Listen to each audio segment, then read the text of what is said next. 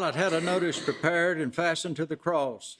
It read, Jesus of Nazareth, the King of the Jews.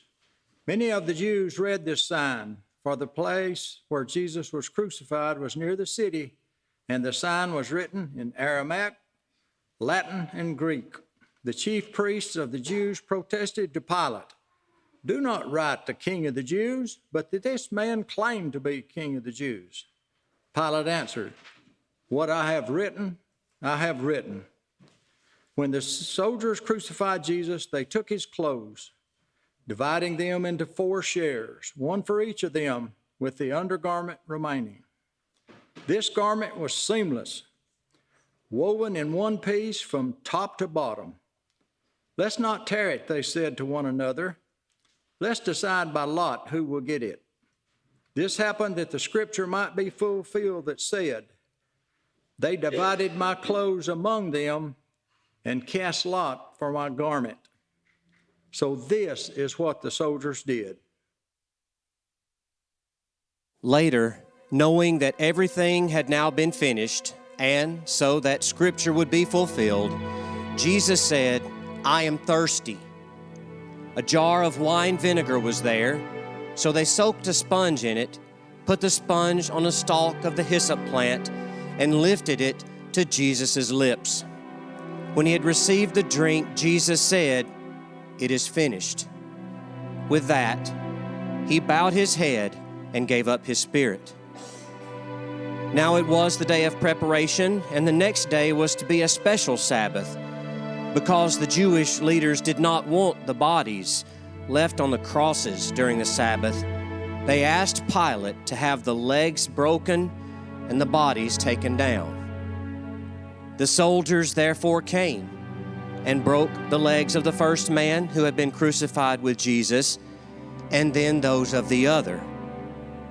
But when they came to Jesus and found that he was already dead, they did not break his legs.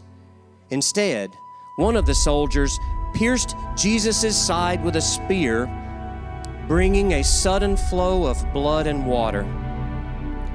The man who saw it has given testimony, and his testimony is true. He knows he tells the truth, and he testifies so that you also may believe. These things happened so that the scripture would be fulfilled, "Not one of his bones will be broken." And, as another scripture says, "They will look on the one they have pierced." Later, Joseph of Arimathea asked Pilate for the body of Jesus.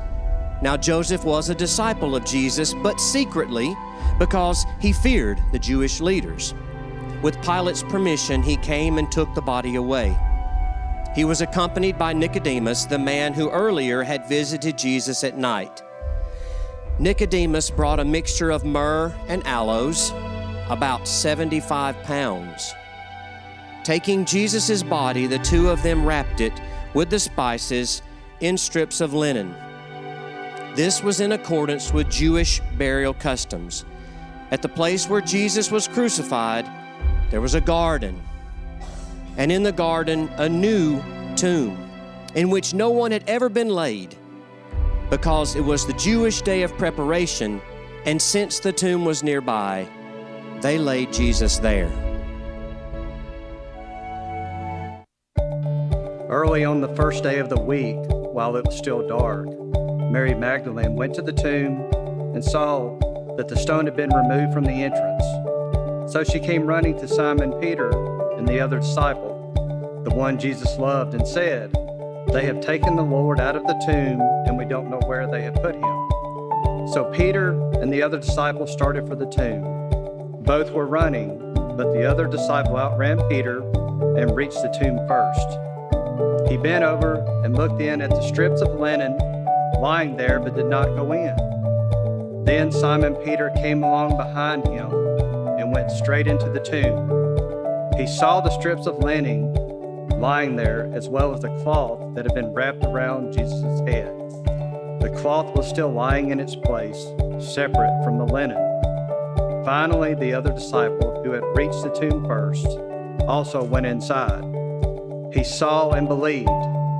They still did not understand from Scripture that Jesus had to rise from the dead. Then the disciples went back to where they were staying. Now Mary stood outside the tomb crying. As she wept, she bent over to look into the tomb and saw two angels in white seated where Jesus' body had been, one at the head and one at the foot. They asked her, "Woman, why are you crying?" "They have taken my Lord away," she said, "and I don't know where they have put him." At this, she turned around and saw Jesus standing there, but she did not realize that it was Jesus. He asked her, "Woman, why are you crying? Who is it you are looking for?" Thinking he was the gardener, she said, "Sir, if you have carried him away, tell me where you have put him, and I will get him." Jesus said to her, "Mary." She turned toward him and cried out in Aramaic, "Rabboni," which means teacher. Jesus said, "Do not hold on to me, for I have not yet ascended to the Father. Go instead to my brothers and tell them, I am ascending to my Father and your Father, to my God and your God." Mary Magdalene went to the disciples with the news, "I have seen the Lord," and she told them that he had said these things to her.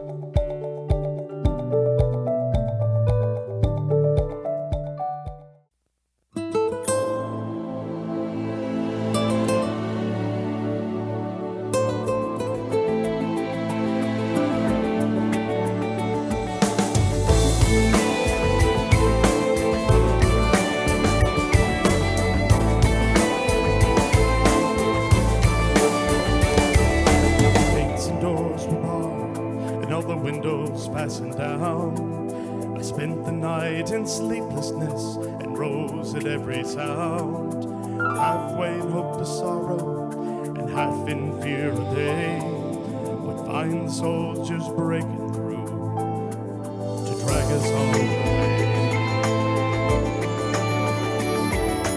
Just before the sunrise, I heard something at the wall. The gate began to rattle and a voice began to call. I hurried to the window and looked down into the street, expecting swords and torches and the sound of soldiers' feet. There was no one there but Mary, so I went down to let her in. John stood there beside me as she told me where she'd been. She said they might have moved him in the night, but none of us knows where. The stone's been rolled away, now his body isn't there. We both ran toward the garden, John ran on ahead. We found the stone and the empty tomb, just the way that Mary said. But the winding sheet they wrapped him in was just an empty shell. And how and where they'd taken him was more than I could tell. Well, something strange had happened there, but just what I didn't know. John believed a miracle, but I just turned to go. The circumstance and speculation couldn't lift me very high. I'd seen them crucify him, then I saw him die. Back inside the house again, the guilt and anguish came. Everything I promised him just added to my shame. When at last it came to choices, I denied I knew his name. And even if he was alive, it wouldn't be the same. Suddenly the air was filled with a strange and sweet perfume.